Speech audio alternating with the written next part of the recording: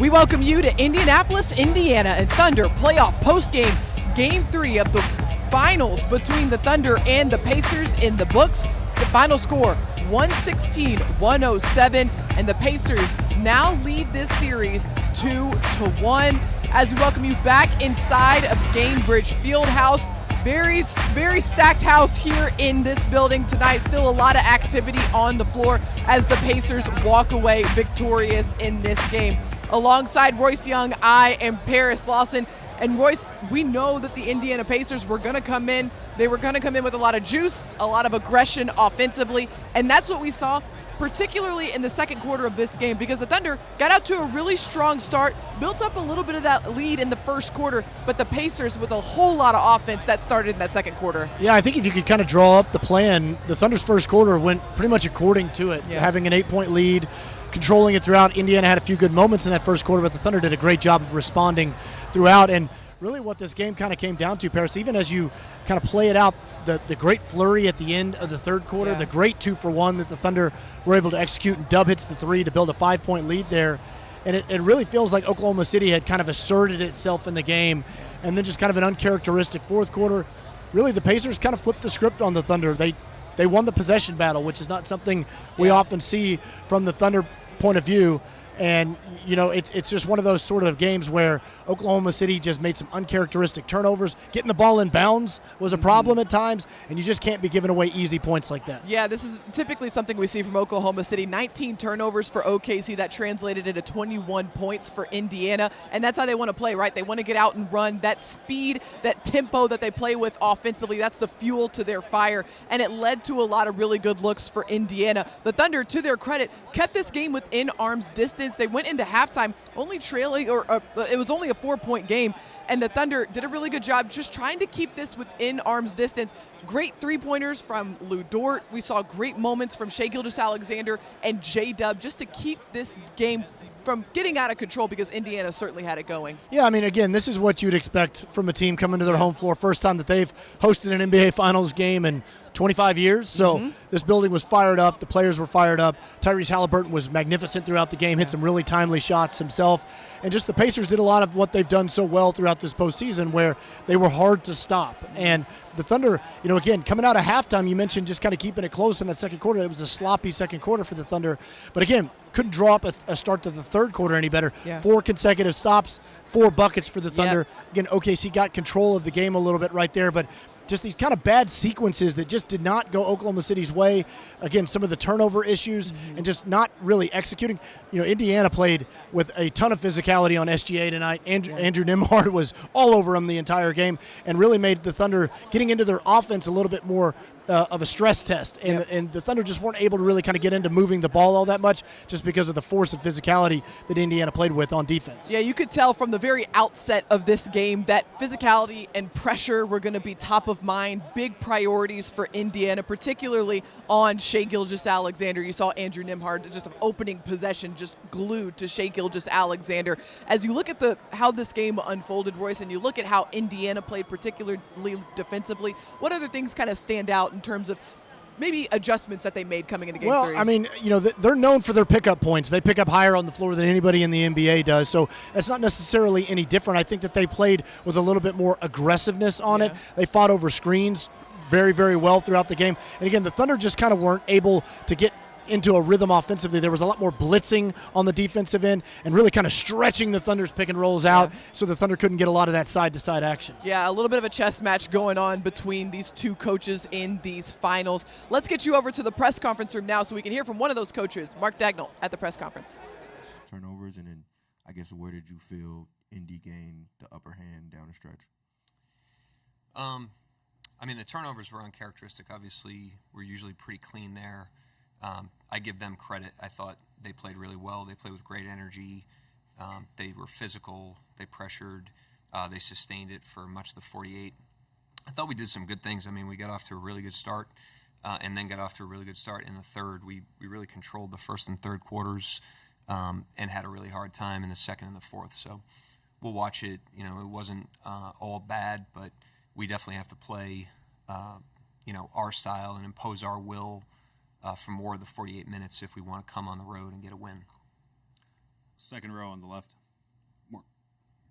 Daigneault, yeah. So it seemed like a lot of switches tonight, and I know you guys are a switchable team, but it seemed like a lot of them didn't come with much resistance. Do you feel like that gave them a little too many good looks on their end? I mean, we'll watch it. Every possession is different. There's definitely possessions where I thought they were the aggressor, and we weren't, in the ball enough. And there were some possessions that were really good. I thought specifically to start the third quarter, our pressure and physicality was right where it needed to be. So we had a lot of good stretches of the game, but they had more good stretches than we did, and outplayed us over the course of 48 minutes. And obviously we need to play better if we want to give ourselves a better chance in Game 4. First row, Tim. What did you see from your offense to keep your offense from get going in the fourth quarter, and specifically from Shea? Only got up 3 shots, didn't get any assists down the stretch in that quarter.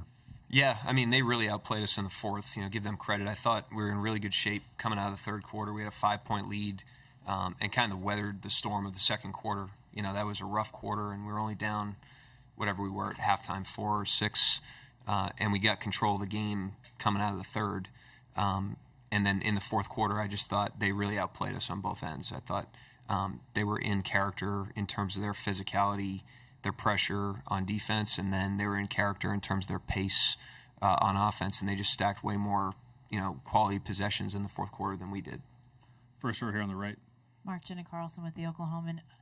Speaking of their defense, I know Shea's seen everything under the sun, but did you sense additional physicality with him, more double teams coming quicker? What did you see just what they did defensively with him tonight, and what do you have to adjust going into 4?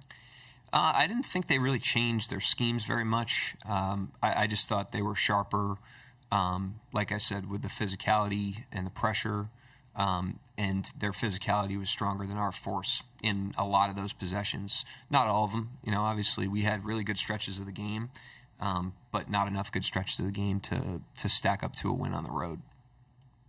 Second row on the left. Slater with the Athletic.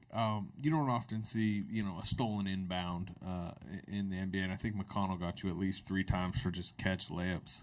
How inexcusable do you view those turnovers, and how much do you think that, snowballed? I mean, those were big plays, obviously, but in terms of inexcusable, I mean, everybody's out there competing and trying, and I'm not going to place blame on those plays. I just thought their overall tone was better than ours for the majority of the game. Like I said, I thought we had some really good stretches, but we just made one too many mistakes and had one too many possessions on both ends of the floor where they were more, tied to their identity than we were. But obviously those are costly plays. Second row, middle. Yeah, Barry Trammell told the world, they say role players play better at home. That's clearly the deal tonight. Mathurin outscores your whole bench. What can you do to reverse that trend, and what specifically was so difficult about Mathurin tonight? Yeah, he was, he's had games like this in previous series. He seems to have a game like this in every series, and he's a talented player. He was really aggressive tonight. He did a great job. McConnell did a great job. Their bench really came in the game and was excellent. I thought that was had a lot to do with the second quarter, the start they got off to. I think it was like 15-4, and then the start of the fourth quarter as well. And I thought those guys were catalysts to that. So you tip your hat to them. Those guys played really well. They outplayed us. The team outplayed us tonight. We got to learn from it, and then try to go be a better team in Game 4. Any other questions for Coach? Second row right there. Yeah, they seemed intentional on getting into the paint early and often. How much of a challenge was that for you guys, is to slow their offense down when they're that intentional? I thought that just the pace of their offense was sharper than our pressure, physicality tonight. I thought that's just what it came down to. They got the ball ahead of us more easily tonight than they did in the first 2 games, and that led to a lot of the downstream effects of their offense, our defense tonight. So we'll look at it. We think we have some solutions, but we got to go out there and do it. But in the meantime, give them credit. They went and got that game. They outplayed us for the majority of the game, and they deserve to win. Last 2, right here in the front. Mark, after you guys go down 8, you give yourself some opportunities, whether it was Alex's steal or just some different things, but really didn't capitalize. Is that just a microcosm of some of the bigger picture issues you saw, or was something happening late, just not being able to maybe close that gap a little bit? Yeah, I mean, when you're down 8 with that little time, your margin for error is really thin. So the solution to that, first solution to that, is don't be down 8 with 2.5 to go if you want to win. It's hard to win that game in that situation. We're always going to try to do everything we can to try to close a gap and put game pressure on the opponent. But they did a good job, holding us off down the stretch. I thought their execution, even late in the fourth quarter when they had a lead, was really, really strong, and they did a good job slamming the door on the game. Last question, back of the right. Hey, Coach. Leandro Sanha from ESPN Brazil. You guys had some missed free throws in the fourth. Do you feel like that played a big factor, and do you credit that to the maybe the inexperience of the players or the environment? What do you think about that? I'm not, I don't really know, to be honest with you. Usually we're a pretty good free throw shooting team. We've been in a lot of environments, stepped up in a lot of situations. I have the utmost confidence in the team. But it was, one of those, I thought it was an uncharacteristic night in a lot of ways for us. So we got to learn from it and then tap back into, being who we are, in game 4. And if we do that, I think we'll have a much better chance to win. Thank you, Coach. All right, thank you.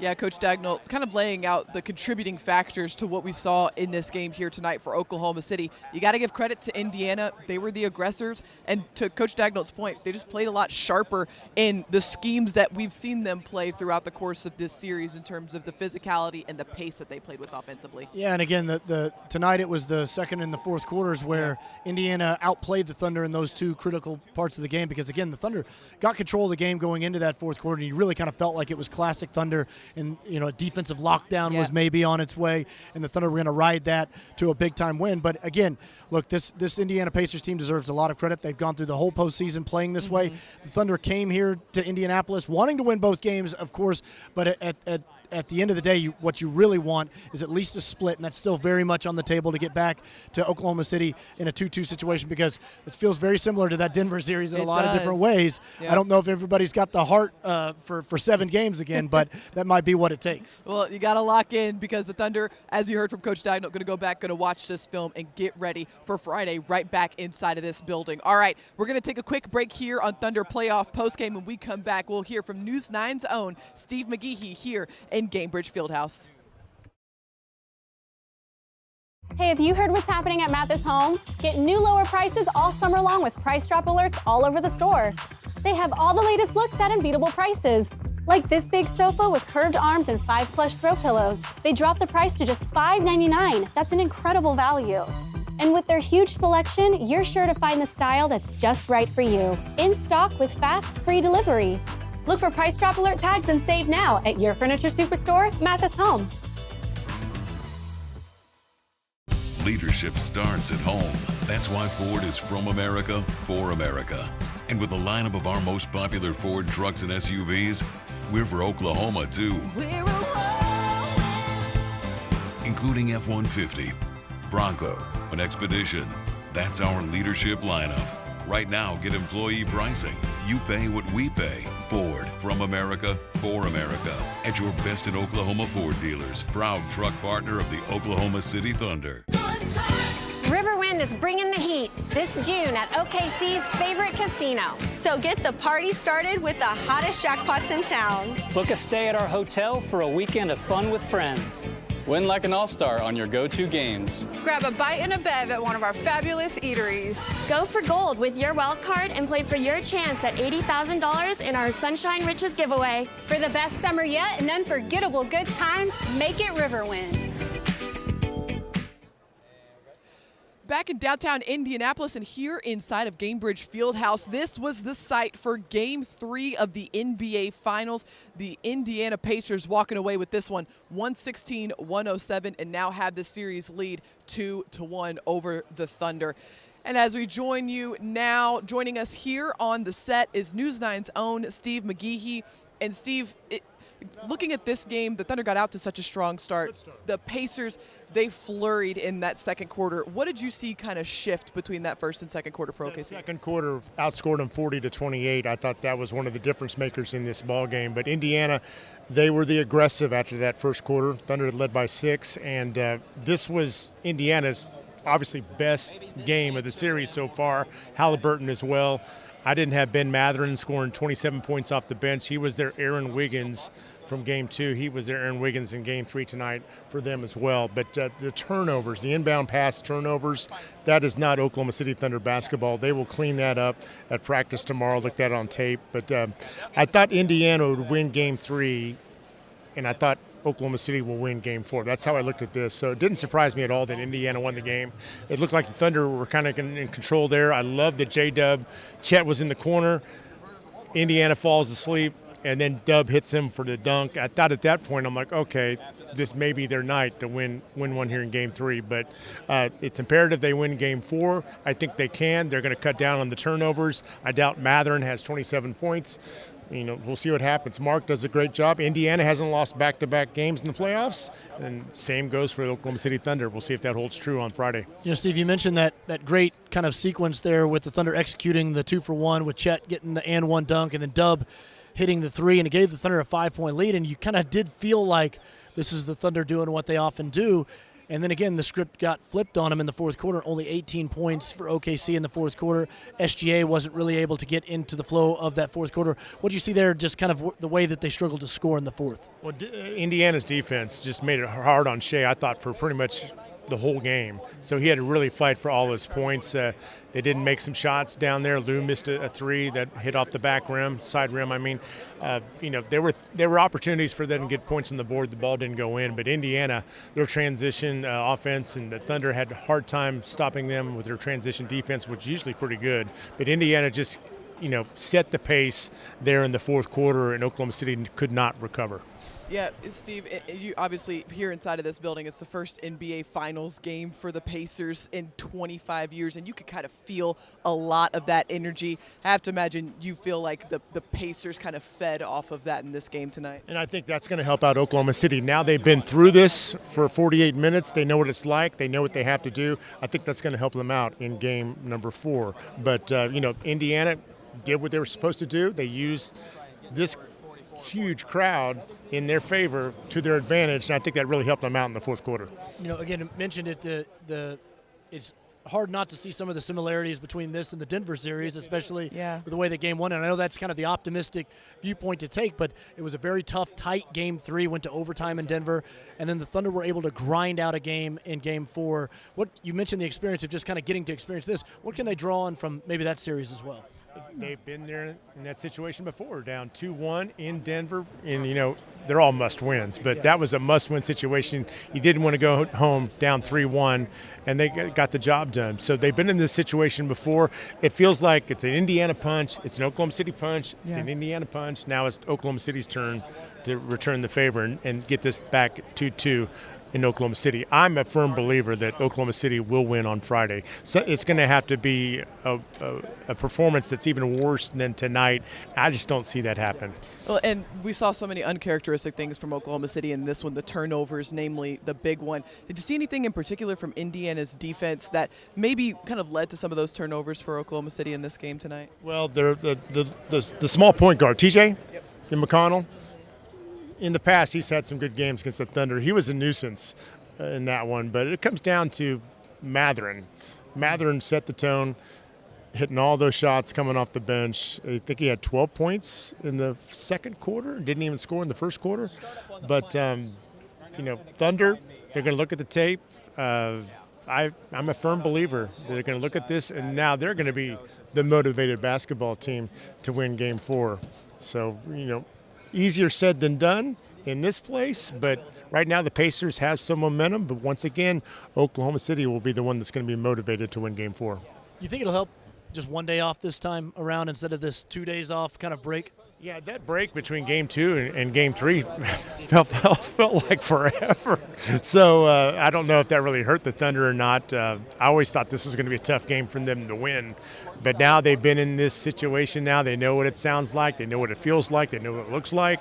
And now they're going to, the ball is in their court to respond. I got a feeling they will. I have a feeling too, Steve. Thank you so much for taking the time, as always, to join us here on Thunder Playoff Postgame. Thanks for having me on. All right, we're going to take a short break here on Thunder Playoff Postgame. When we come back, we'll make sure we hear from a Thunder player at the podium. Stick with us. We'll be right back. My daughter is my hero. My doctor makes me happy, makes me feel safe. It helps me get strong. We're just so grateful that we don't have to travel out of state. Oklahoma Children's Hospital cares for my child like their own. Gives us hope. And has our trust.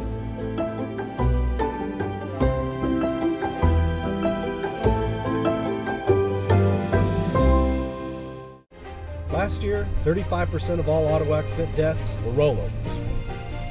If you've been in a wreck, don't hesitate to call us.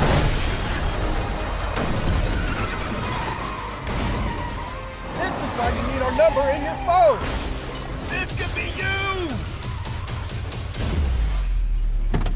When you call our firm, you're going to get one of us, not some paralegal or office manager. Most lawyers, they take more money than their clients. Most of the time, a lot more. We don't, and we guarantee it. With OG&E Smart Hours, you control your energy and your savings. If you're a busy bee, go with Smart Hours Daily, where daily price alerts let you maximize savings. Or how about Smart Hours Fixed? Just set it and forget it.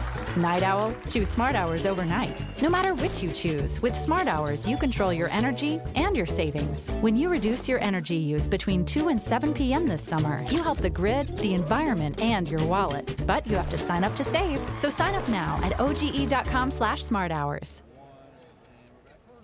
Here inside of Gainbridge Fieldhouse, and things have cleared out as Game 3 of these NBA Finals officially wrapped up. The Indiana Pacers defeating the Thunder 116-107. They now hold the series lead 2-1 as we head into Game 4. Looking for a place to watch the finals? The game's always on at Thunder Watch Zones, presented by Michelob Ultra. Find a watch zone near you at okcthunder.com/bar network.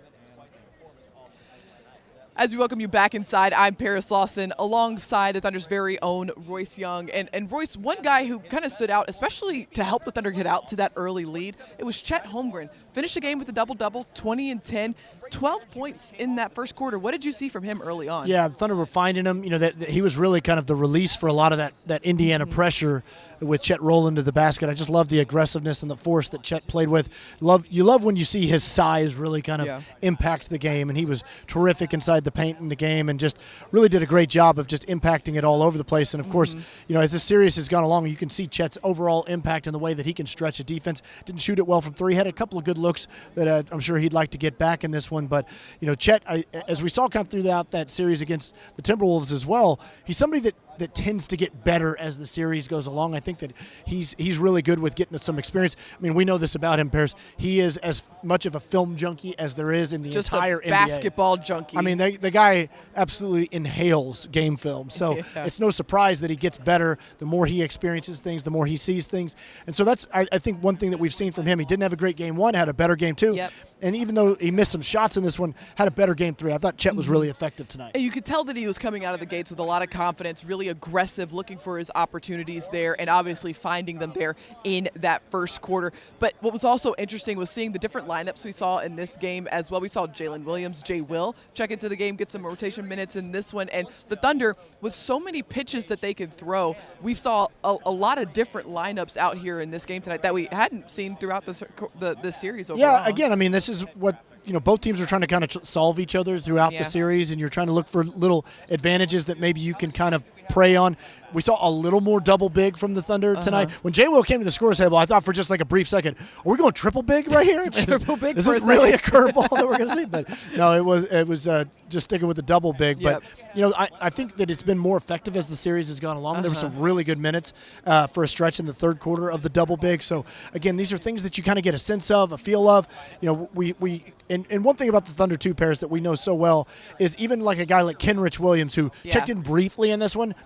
By no means does that mean that he might not play a big part in Game 4 or Game 5 or at some point in the series. All these guys are ready to step in and make an impact, so you want to keep them as engaged in the series as you possibly can. A great example of that is Aaron Wiggins, a guy who only played 9 minutes in Game 1 and then turns around and pours in 18 points in Game 2. All of these guys, they're so professional, and it's moments like this, right, when you never know if your number's going to need to be called, the Thunder need to roll out a certain lineup because of what they see out there on the court. They want to be able to be confident to go to anything that they see or that they need. And for Oklahoma City, they feel like they know the trade-offs and the advantages of that double big lineup, having gone through it so far this season. So when it comes to how to utilize it in a series like this, they kind of know when it might work and when it might not. Yeah, and look, I mean, there's different elements of it that the Pacers can stress test a little more than other teams because, I mean, essentially the Pacers play, basketball's version of the spread offense. I mean, they are fully 5 out all over all the time. They never play like a traditional interior big at all. Miles Turner, to his credit, has really grown his game to be a true pick and pop big. So it makes it a little bit more difficult, and they don't really have guys that you feel super great about cross-matching on.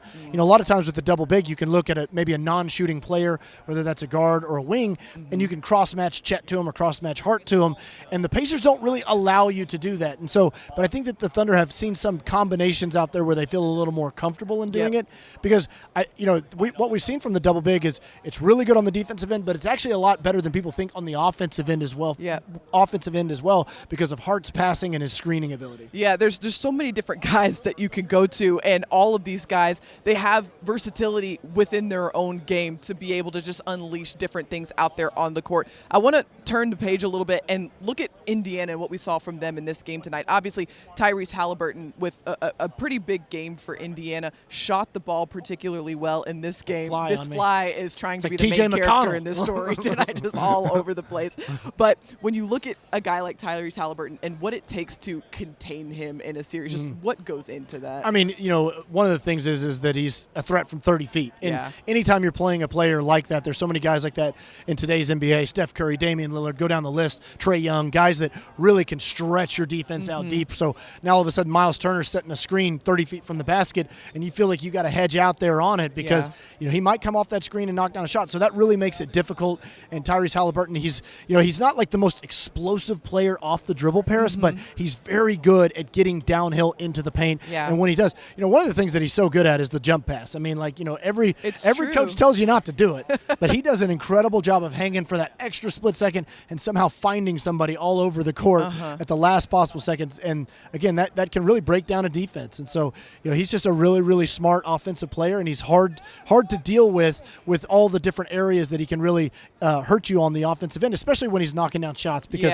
when he's doing that, it makes all that other stuff more difficult to deal with. And when he gets a rhythm, it's so hard to slow him down throughout an entirety of a game. So for Oklahoma City, I imagine that's going to be part of that film session, going back, rewatching this, and finding a way to slow him down earlier in this game. All right, stick with us here on Thunder Playoff Postgame. We'll get you all squared away, everything you need to know as the Thunder heads into Game 4 of this series. Let Love's be your partner on your summer RV trip. Fuel up, grab a bite to eat, and stay the night at one of our 90 RV stops. Reserve an RV spot overnight and turn on amenities from your phone. With over 420 dog parks, we've even got your furry family members covered. We're the perfect pit stop for your next road trip. Love's, the heart of the highway. Last year, 35% of all auto accident deaths were rollovers. If you've been in a wreck, don't hesitate to call us.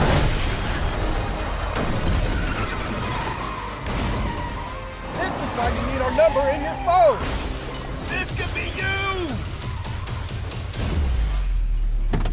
When you call our firm, you're going to get one of us, not some paralegal or office manager. Most lawyers, they take more money than their clients. Most of the time, a lot more. We don't, and we guarantee it.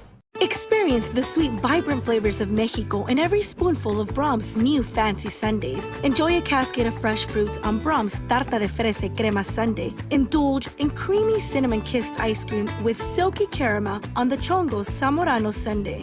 Dive into strawberry paradise with Brahms' Fresas con Crema Sundae and savor each caramel-filled bite of Brahms' Sopapilla Cheesecake Sundae. Authentic flavors, bold traditions, and irresistible sweetness in every scoop only at Brahms. The NBA Finals have shifted here to downtown Indianapolis. We are here inside a Gainbridge Fieldhouse for Thunder playoff postgame following Game 3 of the Finals. The Pacers walk away with this one 116-107 and now hold this series lead 2-1.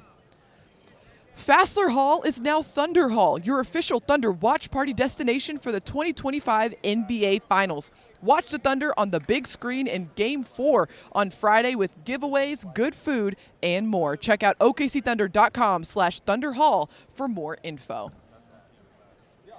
Hey everybody, welcome back inside of Gainbridge Fieldhouse. We are courtside right now following Game 3. And the Pacers, they walk away with this one, but the Thunder, they get to walk away with the lessons, the takeaways. They do this all the time. They respond so incredibly well. They're pretty cold-blooded when it comes to just stripping away the emotion from a game, taking the lessons and just applying them as they move forward. So, Royce, as you think to what this film session might look like for Oklahoma City, what might be on that whiteboard, what do you anticipate being top of mind? You know, again, like Coach Mark said, he didn't really see anything like all that strikingly different schematically from Indiana, but I think that they can find ways to maybe find some more cracks and especially getting SGA a little bit more downhill. Again, Pacers did a good job of stretching him more to the sidelines. It felt like he wasn't able to turn the corner. They didn't, on their blitz and hedge, you know, we saw it in games 1 and 2 where SGA was able to split that double team a lot and get straight downhill into the paint, and those opportunities weren't there quite as much tonight, and so SGA was kind of stretching out to the side, and so, you know, maybe there's an opportunity to find a little bit more of those pocket passes there, get the ball in the middle of the floor, have the bigs connect the floor a little bit more. You know, I'm no basketball coach. I'm not that smart, so I'm just taking wild stabs here. But you got to give me some credit, Royce. You've been here for a long time. You've seen a lot of basketball. I would just suggest that when the Thunder shoot the ball, it goes in. That's my. When I'm watching the film, that's what I would make my. I love. Hey, I think you should have made that, Luke. Like that. What'd you think about that? I think the other thing that might be top line priority is ball security, and something that we don't see typically from Oklahoma City is being on this end of the possession battle where Indiana ends up just taking way more shots than Oklahoma City did in this game tonight. And so navigating that pressure we saw from Indiana in this game is going to kind of be something that I imagine the Thunder's going to try to tinker with to kind of find some cracks in Game 4. Yeah, because I mean, even just like simple things like when they just wanted to get the ball into SGA, I mean, he had Nembhard like on his back basically, and so it was very difficult, just kind of simple things like that. The Thunder were having to screen way deep in the backcourt just to kind of free up SGA or whoever was bringing the ball up, just to make them a little bit more comfortable. And some of those giveaways, you know, they were kind of interesting how they happened. A lot of teams love to do this when they'll pick up 94 feet. It's like they'll come flying in after a made bucket, and it was almost like, I don't want to call it bad luck, but it was just like bad timing, where it almost was like the Indiana guy fell asleep for a second, and he came in late, and so the Thunder thought they were getting the ball, and that happened once or twice there, even when there were some close calls there. So look, again, credit to the Pacers. They played exceptionally hard. They made the plays when they mattered. And anytime you get in a game like this, those kind of freebie points, boy, they really add up when you have to labor for offense throughout the game. And especially in an environment like this, we've heard from players that, you know, a 4-point deficit can feel like a 16-point deficit just with the momentum and energy from an opposing crowd. So for Oklahoma City, just eliminating all of that momentum as much as possible is key in these sort of scenarios. Royce, let's flip to the other side of the court. How about offensively, or defensively, sorry, for Oklahoma City? What could be key to maybe slowing down a guy like Tyrese Halliburton or the TJ McConnell, who seemed to find some really good cracks today? Yeah, you know, it's like some of it is a shot-making element. I think, you know, the Pacers knocked down some shots in this one. Halliburton got it going, and he's the type of guy that when he kind of gets it going, he gets more and more dangerous offensively. You can tell that his confidence swells. And some of those other players, I mean, Ben Mathurin, again, he's somebody that, you know, 27 points, like Coach Mark said, he's had at least a game in every series. He's a dynamic player and a threat to score. You know, 9 of 12 shooting. He was hyper efficient throughout it. So, you know, I don't know that you can necessarily anticipate that in another game this series, but, you know, credit to him. He played great in this one. So I think the Thunder also didn't turn Indiana over. And look, this is something the Thunder do exceptionally well. This isn't something they count on. But you do expect the Thunder to do a better job of forcing some of those turnovers on Indiana. You know, we've talked a lot about the Thunder giving the ball away.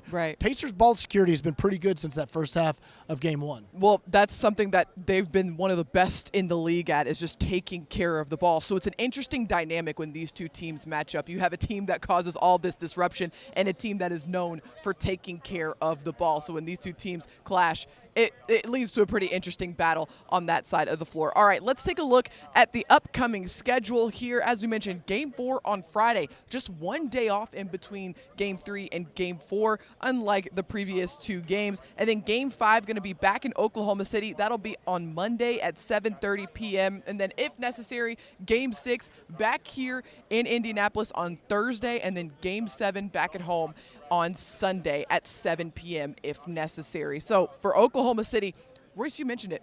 It's kind of interesting. You go from 2 days off in between each of these games. You get to sit on the game, talk about it, think over it, and just kind of stew on it. Now for Oklahoma City, you got to turn the page because in just 48 hours, you're going to be right back in this building. Yeah, absolutely. And like Steve talked about, the Thunder got the kind of the taste of it. This was a great environment here, as everybody could expect. But, one thing to think about is, even though you go down 2-1 in this series, and that feels bad. Yeah. But you just have to win one game in Indiana to win this series. And if the Thunder do what they do so well, which is play well in Oklahoma City. So, whether it's in Game 4, it wasn't in Game 3, but, you have Game 4 and that opportunity ahead of you. And if it's not that one, then it's Game 6. So, that's what the Thunder just got to look for that next game. You've got to win a game in Indiana. And they had this one in a lot of ways. They were real close to getting this one. Pacers played well down the stretch to get it done. Thunder going to have another opportunity just not 24 hours, but one day in between. One day between now, doing the math in my head. I know. I can't do it All that this fast. like start, stop, break, it's hard to deal with. Just on Friday, they will have an opportunity inside of this building. All right, we are still waiting to hear from a Thunder player at the podium, but we're going to take a short break right now. Stick with us because we will hear from a player when we come back right after this. Hey, have you heard what's happening at Mathis Home? Get new lower prices all summer long with price drop alerts all over the store. They have all the latest looks at unbeatable prices. Like this big sofa with curved arms and 5 plush throw pillows. They dropped the price to just $5.99. That's an incredible value. And with their huge selection, you're sure to find the style that's just right for you. In stock with fast, free delivery. Look for price drop alert tags and save now at your furniture superstore, Mathis Home. Leadership starts at home. That's why Ford is from America, for America. And with a lineup of our most popular Ford trucks and SUVs, we're for Oklahoma too. Including F-150, Bronco, and Expedition. That's our leadership lineup. Right now, get employee pricing. You pay what we pay. Ford, from America, for America. At your best in Oklahoma Ford dealers. Proud truck partner of the Oklahoma City Thunder. Riverwind is bringing the heat this June at OKC's favorite casino. So get the party started with the hottest jackpots in town. Book a stay at our hotel for a weekend of fun with friends. Win like an all-star on your go-to games. Grab a bite and a bev at one of our fabulous eateries. Go for gold with your wild card and play for your chance at $80,000 in our Sunshine Riches giveaway. For the best summer yet and unforgettable good times, make it Riverwind. Welcome back to Gainbridge Fieldhouse here in Indianapolis. The Thunder and the Pacers battling it out here in the NBA Finals. The Pacers, they walk away with Game 3, 116-107, now have the series lead 2-1. Let's get you over to the press room now so we can hear from Chet Holmgren at the podium. All right, first question right here in the front on the right. Chet, Jenny Carlson with the Oklahoman. Just felt like too many mistakes tonight, and obviously fourth quarter didn't close the way you guys would want. What'd you feel like was lacking tonight? I wouldn't even say there's a feeling of something being lacking. There's a lot of areas we can clean up. Myself personally, everybody down the roster that got in tonight can look in the mirror and see where they can be better. Everybody who stepped out there can be better, and it starts with me. I got to be better. There was a couple opportunities that we gave away on the inbounds, just taking care of the ball. You could look at every single breakdown and see an opportunity to be better. We got to understand that no game's going to be perfect. Next game's not going to be perfect, but we have to watch the film and see what we can do to put ourselves in a better position to win the game. Fourth row in the center. Yeah, John Hollinger from The Athletic. Yeah, Chet, the fourth quarter in particular, you guys scored 18 points, missed 9 of your last 10 shots. What do you think happened to you guys down the stretch that caused you to struggle so much? I'm going to have to go back and watch the film on that one. I don't want to say something without being able to see the whole picture. But obviously, to win games of this magnitude at this level, we have to be better than, the stat you just threw out there. We need to close games, close quarters, close possessions. It doesn't just come down to the end of the game. We got to figure out how to put ourselves in a better position, for the whole 48 minutes.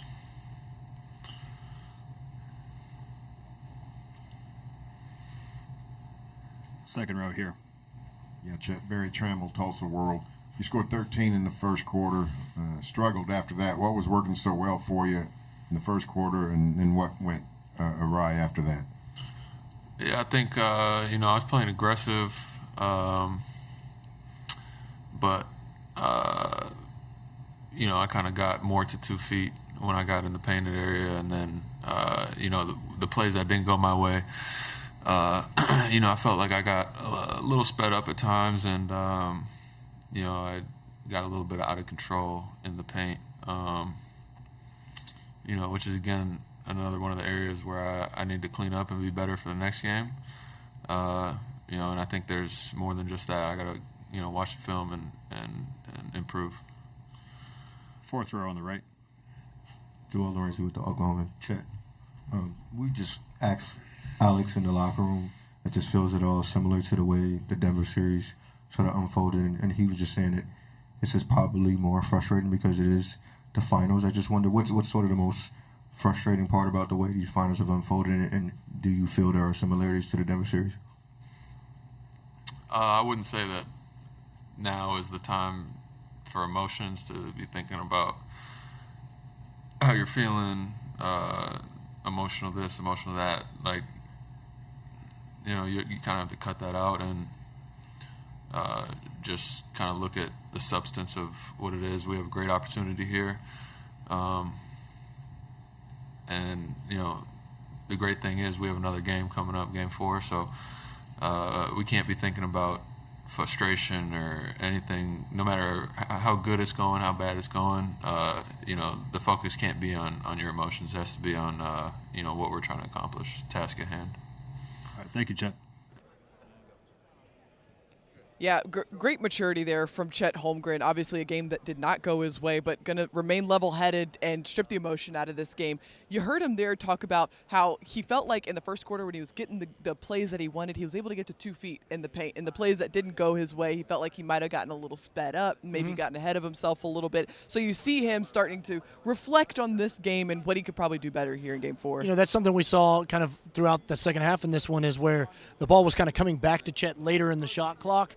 And, it's not an area of his game that is really a strength right now to put the ball on the floor and create his own shot. Yeah. And so, he was finding the ball in his hands with like 6 seconds left on the shot clock and kind of forced to try to attack in that moment. And so, Chet is such a great play finisher, but not at this point in his career, not a great play creator. And so that's an area where the Thunder would like to make some adjustments in Game 4. And like Chet said, get it to where he's catching the ball downhill and making plays in the paint. Still a lot of room to grow for these guys and these opportunities, but they're growing through each of these experiences. Another guy who is learning through each of these experiences as well. How about Shai Gilgeous-Alexander? He's at the podium. Let's listen in. All right, first question right here in the front. Jenny Carlson with the Oklahoman. Mark said that he didn't feel like their strategy defensively on you changed much, but their execution, he felt like their force was more on point tonight. What did you see from them defensively, and what impact did that have on the turnovers, especially you had tonight? Yeah, they were aggressive. They were higher on the pick and rolls. They really were, just like Coach said, more aggressive, more forceful. Yeah, we gotta, starts with me, but we gotta apply that pressure back. Especially if you want to beat a team like that on the road, you gotta be the more forceful team for sure. First row here on the left. Shai, you guys go in the fourth quarter up 5, then you're only able to score 18 in the quarter. You only got 3 shots up. What got you guys stuck in the mud, and what kept you from going individually in the fourth?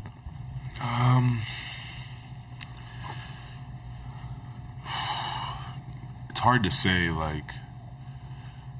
It's hard to say because I don't see it from like a bird's eye view right now. After watching film, we'll definitely have a better idea. But they were aggressive. They were heavy in the crowd. I'm not sure how many points they had, but it felt like that when they scored, like we're going against a set defense, and it's always harder against a set defense. So off the top of my head, those are a few things, but I'm sure there's probably more that we can weave through once we watch film. First row here on the right. Joel Lorenz with the Oklahoma. Shay, it was almost too many winning plays to count on the Indiana side. It felt like in the fourth quarter, Obi's put back the steal on the inbound. Like, what was maybe the most frustrating part of the way the fourth quarter unraveled? I'm not too sure. We just, like you said, it felt like they won all the 50-50 plays. They executed on both ends of the ball. When you give those two things up, and no matter what quarter, you're probably going to lose the quarter. Especially, and then it goes back to especially on the road in a hostile environment, the crowds behind them. So, yeah, we got to take care of those things if we want to come out of the game forward a dub. All right, second row, middle. Also, world. Their defensive pressure seemed to really affect you guys right there at midcourt. Both you and Jalen were always sort of corralled up. What was different about tonight more than, besides maybe they're just playing with more force? They were higher in the pick and rolls. Had they been going that high? No, they hadn't. During the series? No, they hadn't. That's what they were higher tonight in the pick and rolls. Like they were above the screen. So like when you come off it, you got to go backwards, and that's a little bit of. It goes back to a little bit more force. Like if we are more aggressive to start the pick and roll and setting it up, then we get a better angle. Things like that usually come down to like who throws the first punch, and I think that's what that was. All right, first row, far left. Nick Gallo, OKC Thunder. Shay, what do you guys do as competitors here for the next 48 hours? I know you probably wish you could get right back out there and play those guys again right now, but how do you win these next 48 hours? Yeah, learn from your mistakes, rest, recovery, do everything we can to be a better basketball team come next game. Yeah, I would say those things. Second row on the left. Yeah, McConnell steals 3 inbounds, and you guys had a few more. I think Caruso called them pick six type turnovers where it's just, run out dunks. As you look at a game like this, how detrimental are not only those points, but just how it feels when a guy just steals an inbound layup? Yeah, those plays hurt, especially because they're very controllable. You can take your time and inbound the ball, but you make mistakes in basketball, no matter the stage, and we definitely had opportunities to cover those things up, but you also don't let plays like that happen. It just goes back to being tighter, being more focused, being more forceful all night, and things like that really hurt for sure. Last question, fourth row, middle. John Hollinger from The Athletic. Yeah, 9 of 20 from the field tonight. Did you feel happy with the shots you got, or did you feel like you could get to better ones, or was it more just you got what you wanted and missed on it? Yeah, I felt like I had some good looks tonight that I missed, I usually make.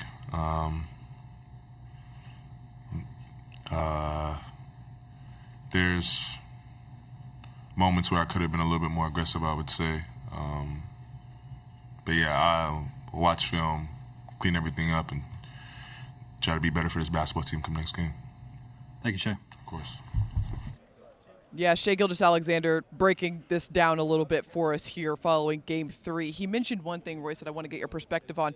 The Pacers were higher in the pick and rolls in this game here tonight, which allowed them to play with a little bit more force, a little bit more pressure, physicality. What does that do for an offense when a team's playing like that? Well, again, that's where I think that they were able to kind of stretch some of those out a little bit more to the sideline. And SJ really pointed out well, too, about just some of the angles that the Thunder might have wanted to get on some of those screens or even setting up the screen on some of them. And so that is kind of an area that they can maybe look at and adjust to, of the timing and maybe where they want to get that screen and the angle that they want to time it up with, so that instead of Shea getting spaced out this way, that maybe he's coming off that with a little bit more of a direct path to break down the defense. I mean, just the smallest change in a screen and how you defend it can make such an impact in this game. The Thunder definitely going to look at that as they head into Game 4. But we're going to head back to the podium because J-Dub is now sitting down addressing the media. Let's listen in.